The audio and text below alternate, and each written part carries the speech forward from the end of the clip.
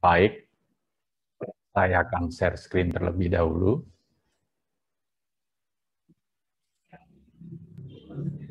Mari kita bersama-sama bersatu di dalam doa. Bapa Surgawi yang Maha Kasih, kami sungguh mengucap syukur ketika pada hari ini, sekalipun kami tidak merasakan apa yang para murid alami pada tahun pertama,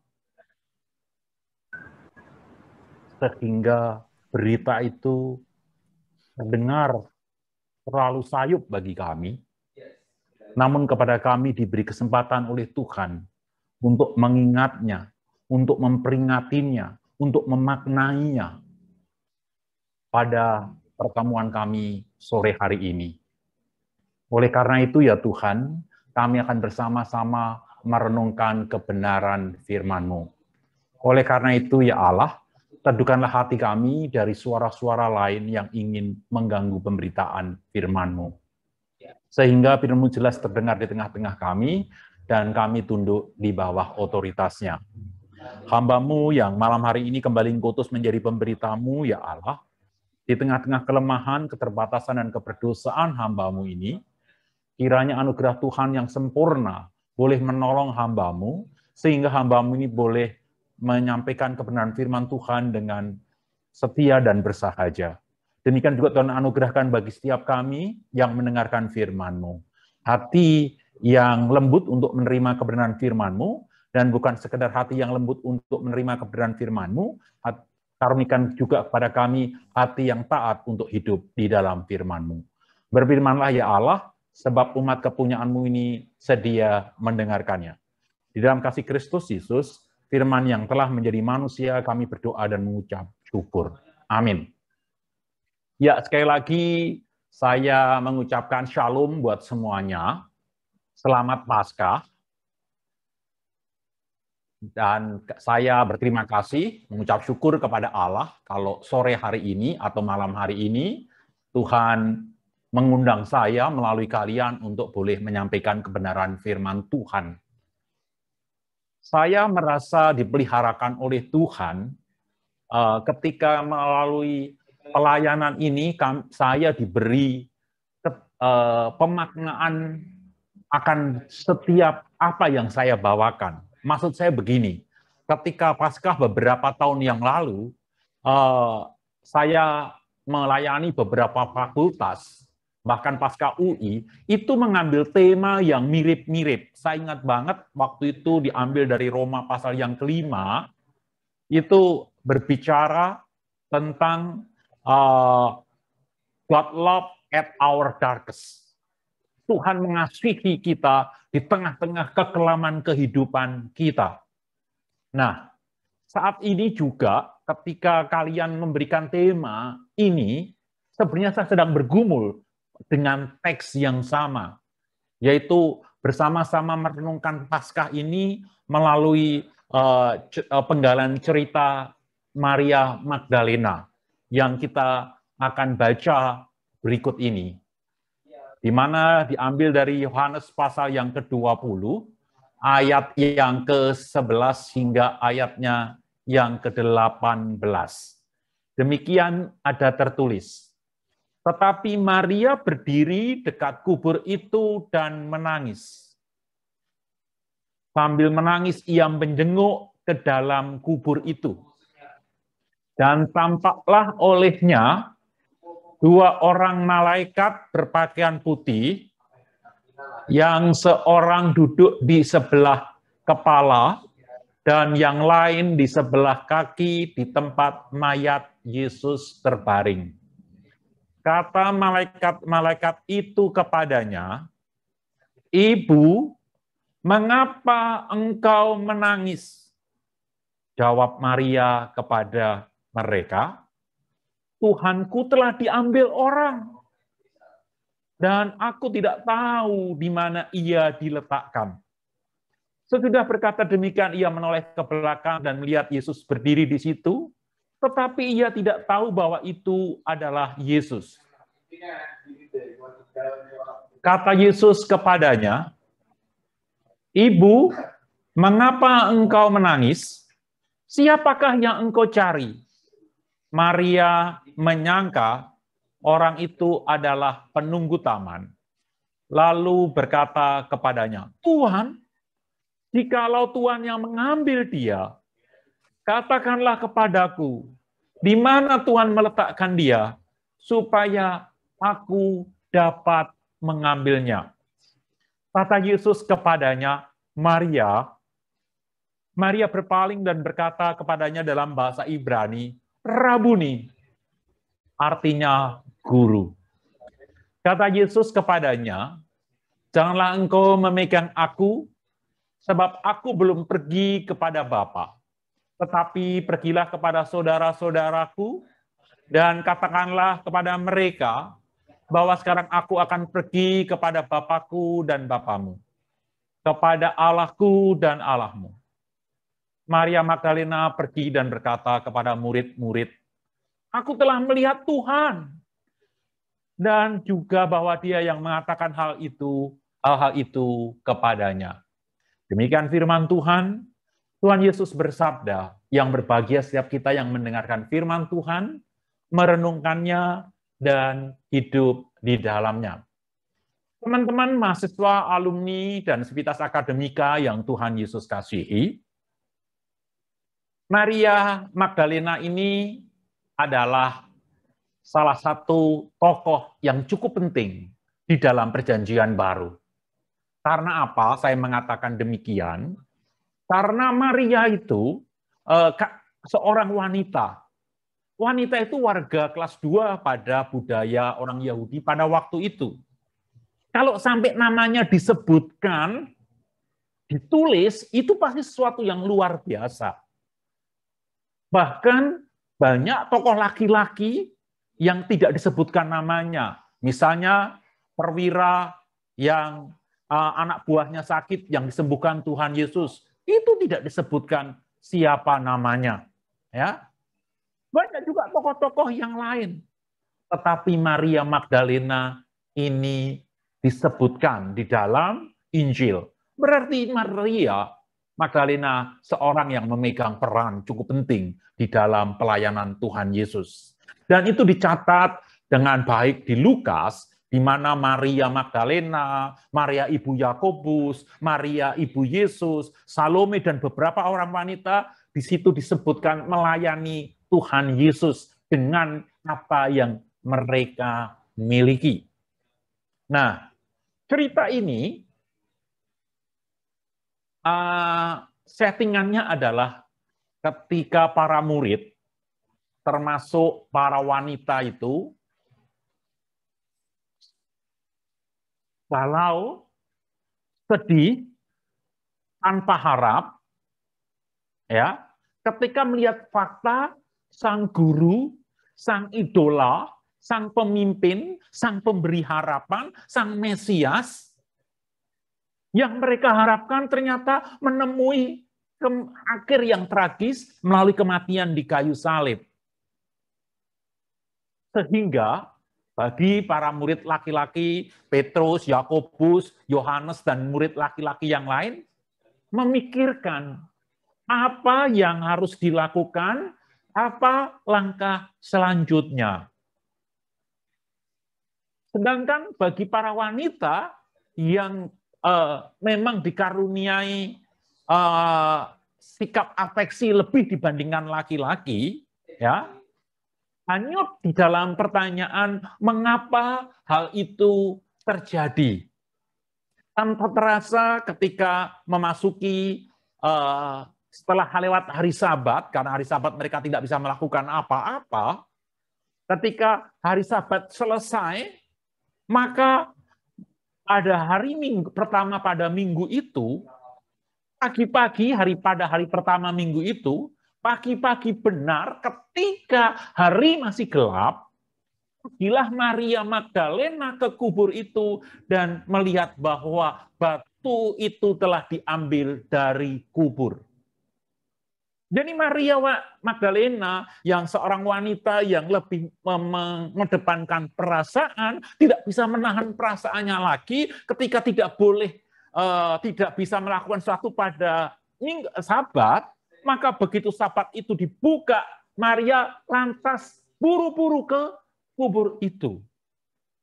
Karena apa? Karena mempunyai relasi yang khusus. Relasi apa? Banyak penafsir liberal, bahkan hoak yang dihembuskan bahwa Maria mempunyai hubungan percintaan dengan Tuhan Yesus, dan itu dibuktikan hoak. Nah, tetapi yang jelas, Maria Magdalena berhutang sekali kepada Tuhan Yesus. Karena dicatat di Injil Lukas, dia adalah salah seorang wanita yang daripadanya diusir 7 roh jahat. Yang dibebaskan dari perbudakan roh jahat oleh Tuhan Yesus. Sehingga merasa berhutang sekali kepada Tuhan Yesus. Maka begitu kesempatan dibuka, hari masih pagi-pagi benar, masih gelap, dia buru-buru ke kubur. Dan ia melihat bahwa batu telah diambil dari kubur, maka dia langsung buru-buru lari menemui Simon Petrus dan murid-murid yang lain di sana. Secara khusus Petrus dan murid yang dikasih Tuhan Yesus, yaitu Yohanes, dan berkata kepada mereka berdua, Tuhan telah diambil dari kuburnya, dan kami tidak tahu di mana ia diletakkan. Ya, itu dicatat di ayat 1 dan ayatnya yang kedua. Tuhan telah diambil. Coba perhatikan. Fakta yang ada adalah batu telah terguling. Tetapi tafsir dari Maria, tubuh Yesus telah dicuri orang. Ada sesuatu yang menyebabkan Maria menafsir seperti itu. Kita pun juga sering memberikan tafsir terhadap suatu fakta yang jauh sama sekali. Ambil contoh, yang sedang punya pacar misalnya ya. Kalau lagi dibakar api cemburu, pacarnya datang, cowoknya datang telat aja karena macet, udah tuduhannya macam-macam, mampir kemana dulu, ngobrol sama siapa dulu, dan lain sebagainya. Itu tafsir. Kalau kita sedang tidak bernasib mujur, ya, tidak damai sejahtera, kita menafsirkannya sebagai Allah yang tidak hadir. Itulah tafsir terhadap fakta yang dipengaruhi oleh suasana hati. Nanti kita akan lihat. Nah, Petrus dan Yohanes bergerak cepat. Karena Yohanes lebih muda, maka Petrus datangnya lebih belakangan. Dan ketika melihat demikian, Yohanes sampai duluan melihat fakta yang sama. Batu sudah terguling, mayat Yesus sudah tidak ada, kain yang membungkus Yesus sudah terlipat rapi. Dan ketika Petrus datang, langsung masuk membuktikan itu, dan dia menjadi percaya. Percaya apa? Percaya Yesus bangkit? Jauh dari itu. Percaya apa perkataan Maria Magdalena tadi, bahwa tubuh Yesus sudah dicuri. Karena ada teks di bawahnya dikatakan mereka tidak mengerti, belum mengerti apa yang dikatakan kitab suci tentang berita tentang kebangkitan itu. Sekali lagi, bahaya terhadap tafsir yang salah, dipercaya orang lain, maka banyak orang yang salah. Nah, selanjutnya Petrus dan Yohanes pulang ke rumah yang menjadi markas mereka, titik kumpul mereka, titik temu mereka, titik aman mereka. Tetapi Maria dikatakan di ayat yang ke-11 yang kita baca tadi. Tetapi Maria berdiri dekat kubur dan menangis. Sambil menangis ia menjenguk ke dalam kubur itu. Dan tampaklah 2 orang malaikat berpakaian putih, yang seorang duduk di sebelah kepala dan yang lain di sebelah kaki di tempat Yesus berbaring. Ya. Diperhatikan di situ, Maria tetap tinggal di situ karena kasihnya. Tetapi karena masih fokus terhadap masalahnya tadi, dia tetap menangis. dan menjenguk ke dalam kubur. Tubuh Tuhan, tubuh guru yang dikasihinya, enggak ada. Kenapa dipisahkan jauh banget? Padahal sudah dipisahkan pada hari-hari sebelumnya. Maka ketika Tuhan Yesus menampakkan diri dan berkata, "Ibu, mengapa engkau menangis? Siapa yang engkau cari?" Maria tetap nggak bisa melihat Tuhan Yesus. Pertama, karena Tuhan Yesus memanggilnya dengan kata panggilan ibu. Ini terjemahan kurang terlalu tepat menurut saya.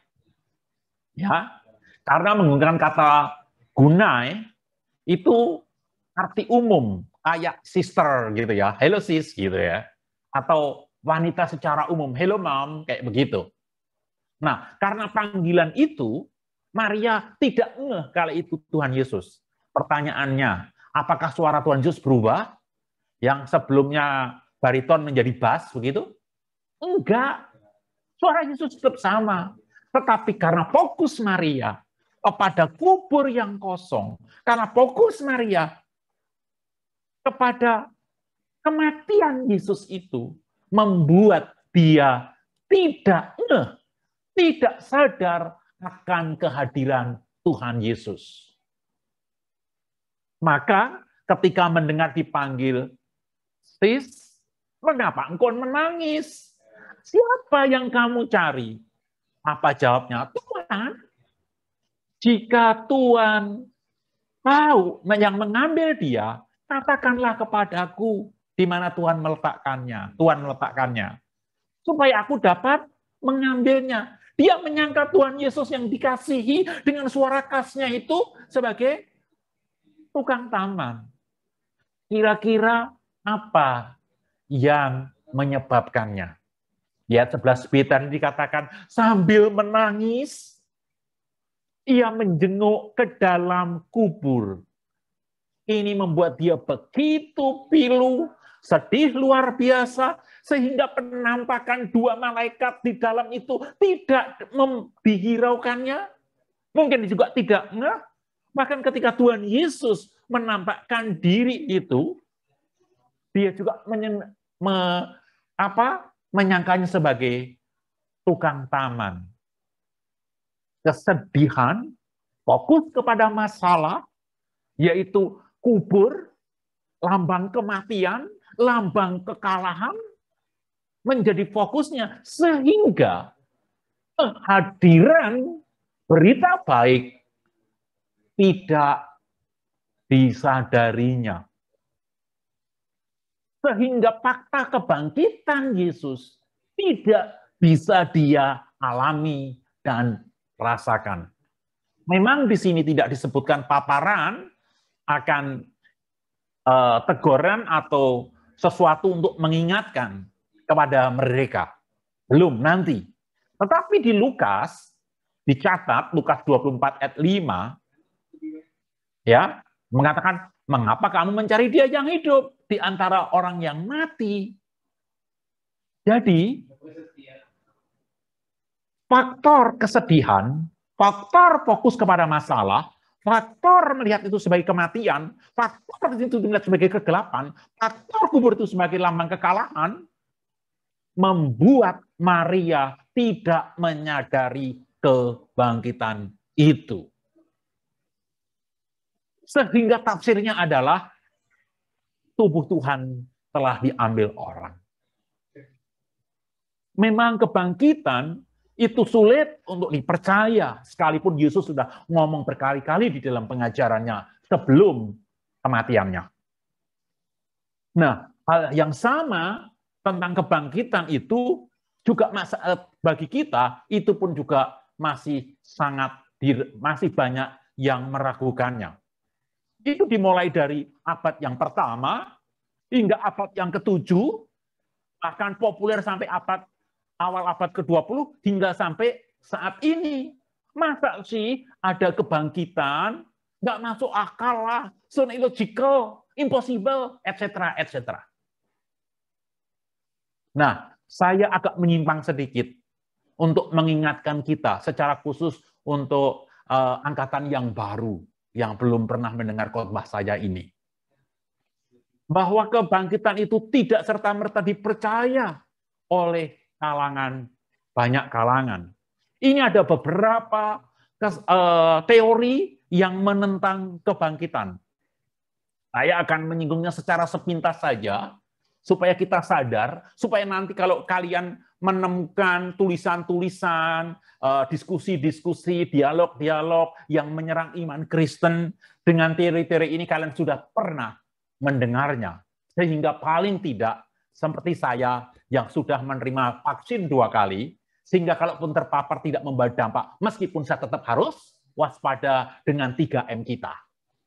Ya. Nah, apa saja teori-teori itu?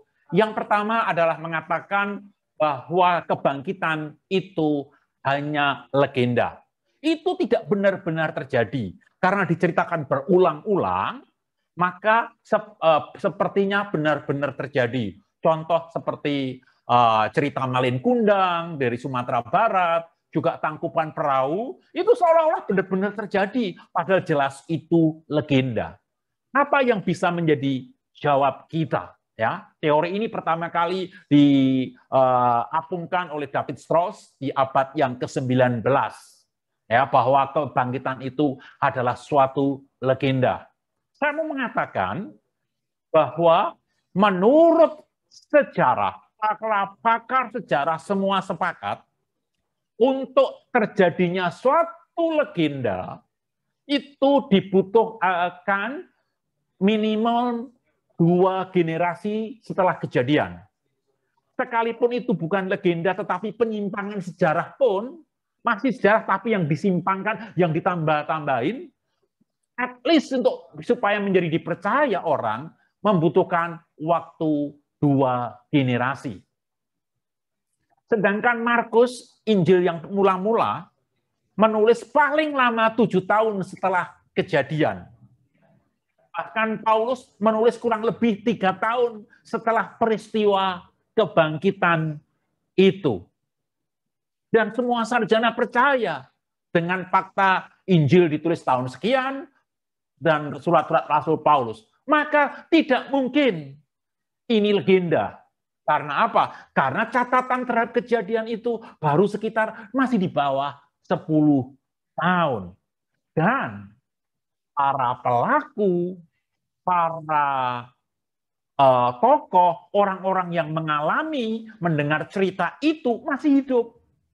Sehingga kalau tulisan Injil atau tulisan surat Rasul Paulus mengatakan kebangkitan pada faktanya tidak, mereka dengan mudah akan dapat menyangkalnya pada waktu itu. Nah, legenda biasanya ditulis di dalam bahasa yang naratif, bahasa yang berbunga-bunga, bahasa yang bombastis gitu. Misalnya air matanya seperti dam yang runtuh, misalnya begitu. Ya, supaya apa? Kelihatan ketika kebangkitan pintu kubur itu berderak-derak, dengan gempa berderak-derak dan cahaya luar biasa. Seperti itu kira-kira kalau itu legenda. Tetapi ini ditulis dengan bahasa yang plain, kubur kosong. Nggak ngomong Yesus bangkit dan maka kubur. Enggak. Cuma disampaikan fakta yang ada, kubur kosong.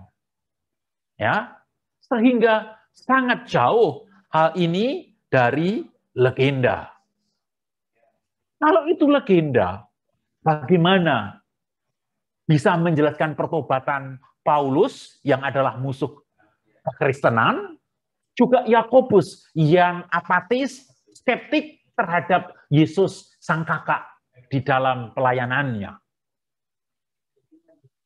Fakta kubur yang kosong divalidasi oleh sumber-sumber non-Kristen, para pemimpin agama, pemerintah Romawi pada waktu itu. Jadi bukanlah suatu legenda. Teori yang kedua, bahwa kebangkitan itu enggak terjadi. Itu karena halusinasi saja. Para murid cinta, begitu luar biasa, kehilangan, kesedihan yang mendalam, berhalusinasi. Sama seperti kita ketika ditinggal opung pulang ke rumah Bapak, Karena opung yang suka ngasih ongkos kita, karena opung yang suka memanjakan kita, karena opung yang suka melindungi kita kalau kita sedang dididik oleh orang tua, maka ketika opung sudah meninggal, kita pikir masih terlihat seperti di depan TV. Ya seperti itu, halusinasi. Kalau halusinasi terjadi pada satu orang masuk akal, dan halusinasi dari orang satu ke orang yang lain itu pasti berbeda-beda, namanya halusinasi. Tetapi dikatakan fakta Alkitab menampakkan kepada 500 orang sekaligus dan orangnya masih hidup, kata Rasul Paulus. Dan berarti siap untuk dikonfrontir kepada saksi-saksi itu jika kesaksiannya tidak valid. Dan penampakan Tuhan Yesus akan dirinya setelah kematiannya berlangsung 40 hari, bukan 40 menit, saudara-saudara. Teman-teman yang Tuhan Yesus kasihi. Dan bagaimana kesaksian-kesaksian itu antara satu dan yang lain itu koheren. Dan sekali lagi, bagaimana menjelaskan hal itu kepada bagaimana pertobatan Paulus dan Yakobus. Ini adalah catatan-catatan Injil bagaimana Yesus menampakkan diri setelah kematiannya. Ya, ada beberapa catatan dengan referensinya, menampakkan diri kepada Maria Magdalena, kepada wanita yang lain tidak sebutkan namanya, kepada Petrus, kepada Kleopas dan salah satu temannya ke perjalanan Emmaus, kepada 10 murid, ya, karena Yudas sudah DO dan Thomas mungkin sedang kongko ke teman-temannya karena kesedihannya, dan setelah itu menampakkan diri dengan Thomas, ikut dengan Thomas, 11 murid, dan dicatat oleh di Korintus 500 orang sekaligus, dan menampakkan diri kepada Paulus. Dan ini lebih sekitar 40 hari, bukan 40 menit. Teori yang ketiga, wah, sebenarnya kubur nggak kosong. Ya, tetapi mereka salah mengunjungi kubur. Ya. Ingat, dicatat baik-baik. Yusuf Arimatea itu seorang tokoh, orang kaya, cukup dikenal, bahkan dijaga prajurit. Kuburannya itu karena takut Yesus bangkit. Ya. Bagaimana mungkin orang bisa salah kubur San Diego Hill sama Kalimulia? Tempatnya orang kaya dengan orang biasa. Dan ada tandanya dijaga oleh tentara Roma. Maria Magdalena tidak mungkin salah karena dia turut di dalam saat mengantar jenazah Tuhan Yesus. Lukas 20, di Matius 27 ayat 55, Markus 15 ayat 47, juga bisa dilihat di Lukas 23 ayat 55. Dan kalau mereka salah kubur, ya, maka orang-orang Yahudi dengan sangat senang hati, sukacita, rela hati untuk menunjukkan ini loh kubur yang benar untuk mempermalukan para murid.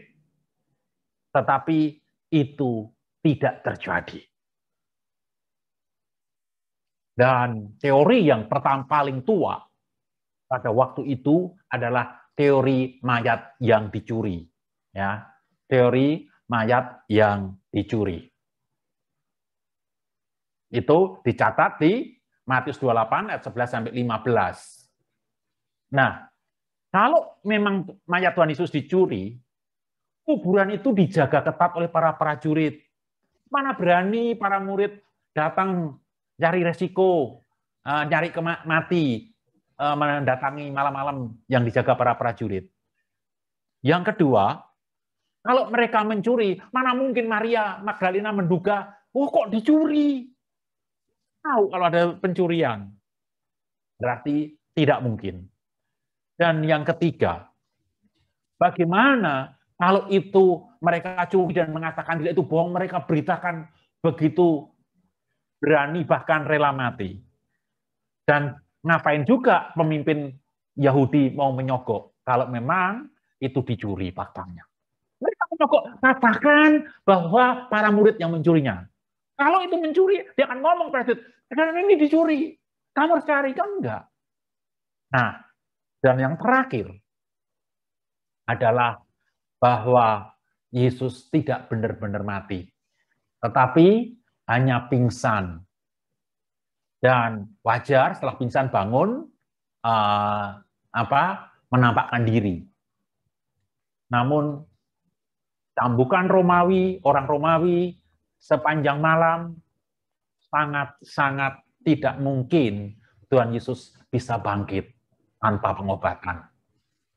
Bahkan kata aku haus itu adalah bukti hipovolemik. Bukti kekurangan darah yang sampai ke otak sehingga memaksa jantung untuk memompa lagi darahnya yang telah terkuras. Dengan paku pada pergelangan tangan dan pergelangan kaki pasti kehabisan darah. Dan itu telah diuji oleh tentara yang katanya disebutkan namanya Longinus. Ketika dia menombak Tuhan Yesus, sudah air bercampur darah yang membuktikan dia benar-benar mati. Dengan kata lain, Yesus benar-benar mati. Maka kalau Yesus kubur kosong dan menampakkan diri, satu-satunya kemungkinan adalah Yesus benar-benar bangkit. Ada teori yang tidak terlalu kuat yang mengatakan bahwa Yesus yang disalib itu bukan Yesus. Ini tercatat di Quran surah keempat ayat 157 sampai 158. Karena yang disalib itu bukan Yesus, melainkan Yudas. Jadi wajar kalau dia menampakkan diri. Tetapi faktanya kisah para rasul dan Injil mencatat Yudas bunuh diri. Mana mungkin dia menampakkan diri. Dan kalau Yudas yang disalib bukan Yesus, maka 7 perkataan agung Yesus di kayu salib nggak mungkin keluar. Pasti yang keluar adalah umpatan sumpah serapah dan melolong-lolong dari Yudas. Aku bukan Yesus, aku Yudas. Kamu salah salib. Pasti begitu. Tetapi dari mulut dari salib katakan, ibu, ini anakmu. Anak, ini ibumu. Bapa, ampuni mereka, sebab mereka tidak tahu apa yang mereka perbuat. Amin. Sudah selesai. Dan kita harus menjelaskan kalau seandainya Yesus tidak bangkit. Bagaimana Paulus yang begitu membenci berganti begitu memuja. Yakobus yang skeptik, apatis terhadap pelayanan Tuhan Yesus, menjadi sangat beriman dan menjadi soko guru jemaat. Bagaimana Petrus yang pengecut, menyangkal Tuhan Yesus, menjadi pemberani dan menjadi rasul kepala yang mula-mula. Bagaimana para murid nelayan bodoh, penakut ini menjadi pemberita Injil dan yang berani mati. Dan semuanya menjadi martir. Kesimpulan yang diambil oleh Paulus tepat sekali. Tetapi yang benar ialah bahwa Yesus sudah bangkit dari antara orang mati. Sebagai yang sulung dari orang-orang yang sudah meninggal. Dan melalui kematiannya. Sama seperti datang ke satu orang manusia itu Adam, demikian juga kebangkitan orang mati datang karena satu orang manusia. Maka kita nanti juga akan dibangkitkan. Fakta kebangkitan itu mengandung implikasi untuk menjadi saksi. Membawa orang-orang yang tadinya penakut diubahkan. Orang-orang yang berani mati untuk Injil. Mengapa demikian? Karena mereka semua mengalami haid dari kebangkitan itu. Maka kita yang tidak mengalami keriuhan kuasa kebangkitan itu, kita tidak mempunyai semangat seperti para rasul yang rela menjadi martir itu. Sama halnya Maria Magdalena yang saat itu belum mengalami haid kebangkitan Tuhan Yesus. Ini kelanjutan kisahnya tadi.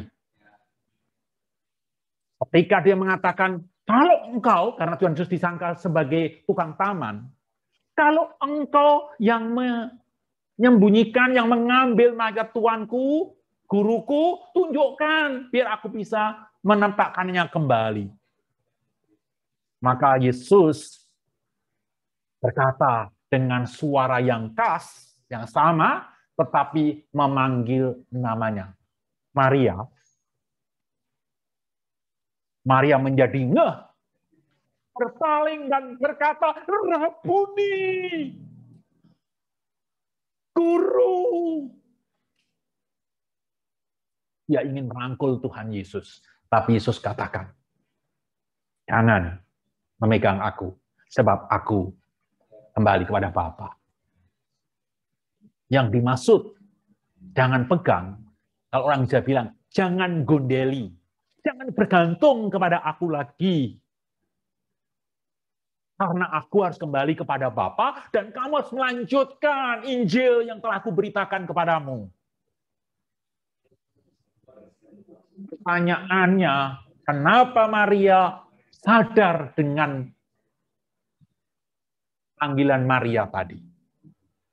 Maria, Rabuni. Karena apa?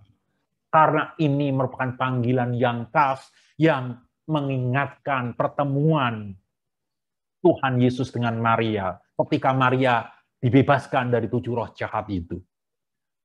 Dengan kata lain, hey, it's me. Resurrected as written on the Bible, on the scripture. Aku Yesus yang sudah bangkit. Oh, Rabuni. Sama ketika Tuhan Yesus menampakkan diri kepada Petrus dan membuat Petrus bergerak di taman, di pinggiran pantai Galilea. Petrus, apakah engkau mengasihi aku lebih dari yang lain? Gembalakanlah domba-dombaku 3 kali. Mengingatkan apa?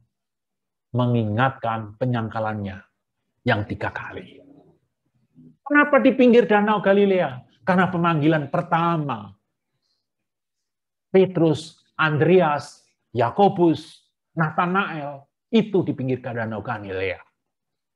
Maka waktu itu dikatakan, aku akan menjadikan kamu penjala manusia. Sekarang mereka kembali menjadi penjala ikan, maka diingatkan untuk menjadi penjala manusia. Daru mereka ngeh. Nah, ketika Maria ngeh itu, maka Tuhan mengatakan, pergilah kepada saudara-saudaraku, jangan gondeli aku, jangan pegang aku, tetapi pergilah kepada saudara-saudaraku, katakanlah kepada mereka. Artinya apa? Beritakan apa yang kamu lihat, apa yang kamu saksikan. Teks ini tidak usah ditafsir menurut versi agama lain. Kalau menyebut Bapa itu Allah, berarti Yesus bukan Allah dong. Nggak usah. Karena bukan itu tujuan teks ini. Karena kalau enggak, kata Eloi, Eloi lama sabatani pun bisa ditafsirkan demikian. Ya, tetapi saya mengingatkan, di Ibrani 1 ayat 8, Allah Bapa tentang anak, Allah Bapa berkata, tahtamu ya Allah. Bagaimana Allah Bapa menyebut Kristus, tahtamu ya Allah, karena kesamaan hakikat. Nah, kalau ini berbicara tentang kepada Allahku dan Allahmu, ini berbicara tentang relasi, mewakili para murid, mewakili kita semua. Yang saat ini Yesus menjadi juru syafaat kita di surga sana. Dan setelah perintah ini, Maria tidak menangis lagi, Maria tidak bernostalgia dengan kubur yang kosong lagi, melihat kain lampin lagi, tidak. Maka dia pergi kepada para murid dan mengatakan, aku telah melihat Tuhan. Kalau sebelumnya Maria fokus kepada kubur, kematian, kekalahan dan bukan kebangkitan, setelah mengalami kuasa kebangkitan, maka Maria fokus kepada hidup setelah kebangkitan. Kalau istilah kami menyebutnya manusia-manusia Paskah, manusia-manusia yang mengalami kebangkitan. Nah, apa makna bagi kita tentang kebangkitan kita? Kalau kita masih terkurung hidup di dalam dosa, di dalam kekelaman, di dalam kekalahan, baik itu pornografi, dosa seks, kejahatan, iri dengki, nggak taat kepada orang tua, kemalesan, mager, dan lain sebagainya, apalagi di era pandemik seperti ini. Harusnya kebangkitan Kristus menolong kita dan berkata seperti Maria Magdalena, aku telah melihat Tuhan. Jadi menceritakan kepada orang lain, bahkan kalau perlu rela mati seperti para murid. Semua murid mati martir kecuali Yohanes, sang penulis Injil. Tetapi mereka mati dengan sukacita. Dan itu adalah fakta yang ada. Bagaimana dengan kita, teman-teman yang Tuhan Yesus kasihi? Maukah kita pergi dan rela telah menggadaikan diri kita, mewakafkan diri kita untuk Injil? Beresi dosa-dosa kita. Jangan terfokus kepada kekelaman kubur, kekalahan kubur, kematian di kubur. Fokus kepada kebangkitan yang membuat seperti para murid mengalami kuasa kebangkitan dan bisa berkata seperti Maria, aku telah melihat Tuhan kepada orang lain. Pergi kepada orang lain, ceritakan fakta kebangkitan melalui perkataan dan perubahan hidup. Sehingga orang lain juga boleh mengalami kuasa kebangkitan. Karena jika tidak, kuasa peristiwa kebangkitan hanya akan menjadi fakta historis yang tidak membawa dampak apapun jika kita hanya diam, mengimaninya, tanpa pergi untuk menghidupinya. Sekali lagi, kebangkitan hanya akan menjadi fakta historis yang tidak membawa dampak apapun jika kita hanya diam, mengimaninya, mengucap syukurinya, tanpa pergi menceritakan kepada orang lain. Pergi dan menghidupi kebangkitan itu dan menjadi manusia Paskah. Selamat menjadi manusia Paskah di era pandemi. Sehingga kita bisa berkemenangan melawan dosa-dosa kita, bad habit kita, juga kemalasan kita. Bahkan kemalasan kita dan keengganan kita untuk pergi dan memberitakan Injil. Selamat menjadi para penginjil, meskipun tidak harus mati martir. Paling tidak, mematikan diri kita dari nafsu kita untuk kemuliaan Allah. Tuhan Yesus memberkati kita sekalian. Amin. Mari kita bersatu dalam doa.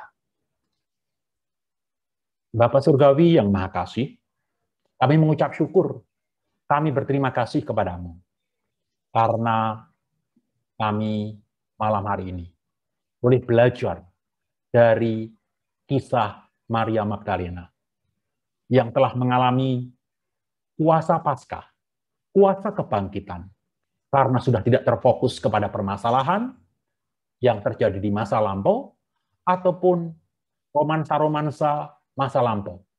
Sebab orang yang dibangkitkan akan berjalan ke depan untuk menceritakan berita kebangkitan ini. Kami berdoa ya Tuhan, hamba-Mu berdoa bagi adik-adik hamba-Mu ini, yang telah mendengarkan berita Injil itu, bahwa yang benar Yesus sudah bangkit, dan akan menjadi yang sulung bagi kami semua. Dan kami semua akan dibangkitkan pada akhir zaman. Namun sekarang, kami akan incip-incip, kami akan merasakan hidup yang berkemenangan dalam kebangkitan Kristus melalui kehidupan kami melawan dosa, melawan kemalasan, melawan ketidakadilan, dan melawan hal-hal yang tidak berkenan di mata Allah. Hamba-Mu berhenti berbicara, suara hamba-Mu tidak akan terdengar lagi. Namun Roh Kudus Tuhan yang ada pada setiap kami akan terus memperdengarkan firman Tuhan itu bagi setiap kami. Ampuni kami ya Allah, jika dalam mendengarkan firman-Mu sikap kami tidak berkenan di mata-Mu. Ampuni juga hamba-Mu, jika dalam menyampaikan kebenaran firman-Mu ada sikap hamba tidak berkenan di matamu. Apalagi jika hamba mencuri kemuliaan-Mu. Sebab segala hormat dan kemuliaan bagi Allah dari kekal hingga kekal. Dalam Kristus Tuhan yang kami beritakan, kami berdoa dan mengucap syukur. Amin. Saya kembalikan kepada MC.